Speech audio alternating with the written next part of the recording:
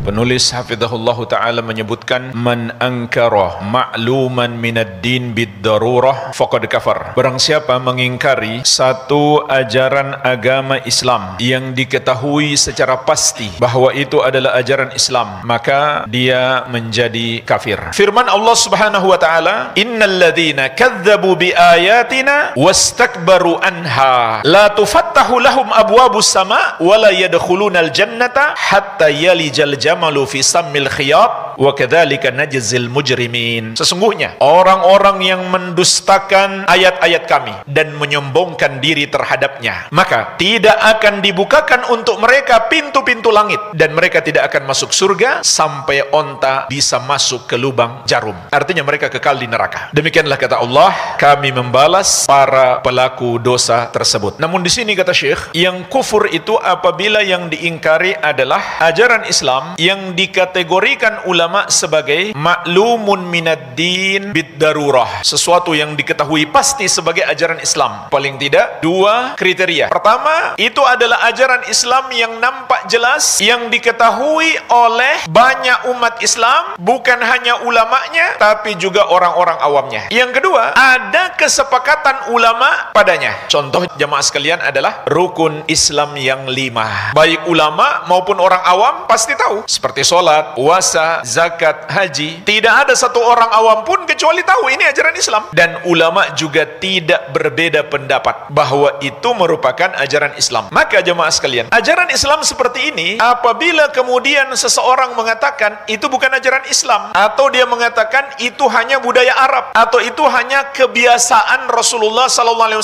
sebagai seorang manusia, bukan ajaran syariat, maka ulama Islam sepakat, tidak ada perbedaan pendapat, orang ini murtad, keluar dari Islam. Di antara nukilan ucapan para ulama dikatakan oleh Imam Nawawi rahimahullahu ta'ala dalam kitab beliau Raudatul Talibin, atlaqal Imam Ar-Rafi'i al-qawla bitakfiri jahidil mujma' alaihi. Imam Ar-Rafi'i, beliau adalah imam besar dari madhab Syafi'i, dan dua imam ini, Ar-Rafi'i dan An-Nawawi, adalah rujukan paling utama dalam madhab Syafi'i. Kalau ulama madhab Syafi'i beda pendapat, maka mayoritas ulama madhab Syafi'i akan mengunggulkan pendapat An-Nawawi dan Ar-Rafi'i. Tapi kalau An-Nawawi dan Ar-Rafi'i beda pendapat, maka kebanyakan ulama Syafi'i akan mengunggulkan pendapat An-Nawawi karena beliau lebih luas ilmunya tentang dalil. Nah, di kitab Raudatul Talibin, Imam Nawawi rahimahullah menyebutkan pendapat Imam Ar-Rafi'i. Orang yang mengingkari ajaran Islam yang disepakati ulama, dia kafir. Walaysa huwa ala itlaqihi. Tapi kata Imam Nawawi, ini sebenarnya enggak mutlak. Bal man jahada mujma'an alaihi fihi nassun. Tetapi yang kafir itu adalah yang mengingkari ajaran yang disepakati ulama yang terdapat nas padanya, wa huwa min umuril Islam adz-dzahirah, dan itu merupakan termasuk ajaran Islam yang nampak jelas, allati yashtariku fi ma'rifatiha al-khawas wal awam, yang diketahui orang-orang khusus maupun orang-orang umum. Artinya bukan hanya ulama yang tahu, orang awam pun tahu. Kas-sholati, seperti solat, awiz zakati atau zakat, awil hajj atau haji, au tahrimil khamri atau haramnya khamar, awiz zina atau haramnya zina, wa nahwi dzalik, dan yang semisalnya, fahuwa kafirun, maka dia kafir. Wa man jahada mujma'an alaih la ya'rifuhu illa al-khawas kastihqaqi bintil ibn as-sudus ma'a binti sulb wa tahrimi nikahil mu'taddah wa kama idza ajma'a ahlu asrin ala hukmin hadithah falaysa bikafirin lil udhri. Dan barang siapa yang mengingkari ajaran Islam yang disepakati ulama tapi tidak diketahui kecuali oleh orang-orang khusus, artinya yang tahu itu ajaran Islam hanya para ulama atau para santri, para penuntut ilmu. Orang-orang awam nggak ngerti. Contoh beliau sebutkan di sini, dalam sebagian permasalahan waris, bukan keseluruhan waris, ada sebagian pembahasan waris yang disepakati ulama tapi kebanyakan orang nggak tahu. Begitu pula haramnya menikahi wanita yang sedang masa iddah. Banyak orang yang tahu namanya dia sudah cerai langsung bisa nikah dengan yang lainnya, padahal harus selesaikan dulu masa iddahnya. Nah, ulama sepakat haram menikahi wanita yang masih masa iddah, tapi banyak orang awam nggak ngerti. Begitu pula permasalahan yang baru muncul, permasalahan kontemporer, kemudian ulama di masa itu sepakat tapi orang awam nggak tahu, maka orang yang mengingkarinya, kata beliau, tidaklah kafir. Kenapa? Kenapa dia tidak dikafirkan? Lil uzri, karena ada uzur dia. Apa uzur dia? Al-jahal, ketidaktahuan. Di antara dalilnya firman Allah Subhanahu wa taala, "Wa ma kunna mu'adzibina hatta nab'atsa rasula." Kami tidak mengazab sampai kami mengutus rasul. Ini di antara dalilnya. Orang yang melakukan kekafiran bukan sengaja ingin menentang syariat, tapi dia tidak menyadari perbuatannya itu, maka dia tidak dikafirkan. Berarti kalau dia sudah tahu itu haram namun tetap dia bilang halal, maka dia kafir. Kenapa? Uzurnya sudah tidak ada. Dan ketahuilah jemaah sekalian, kafirnya orang yang mengingkari ajaran Islam ini adalah hal yang disepakati ulama. Tidak ada perbedaan pendapat. Sebagaimana dinukil oleh Syekhul Islam Ahmad bin Abdul Halim Al-Harrani rahimahullah, disebutkan dalam majmu' fatwa beliau, "Innal iman biwujubil wajibat adz-dzahirah al-mutawatirah." Sesungguhnya mengimani kewajiban-kewajiban agama yang nampak jelas, yang mutawatir, banyak orang tahu. Wa tahrimil muharramat adz-dzahirah al-mutawatirah. Begitu pula mengimani haramnya apa yang diharamkan oleh syariat yang jelas lagi mutawatir. Huwa min a'zami usulil iman. Maka mengimaninya termasuk sebesar-besarnya pokok keimanan, wa qawaidid din, dan pokok agama. Wal jahidu laha, maka orang yang mengingkarinya kafirun bil ittifaq, adalah orang kafir berdasarkan kesepakatan ulama. Al-Amwah, menemani ibadahmu juga hijrahmu.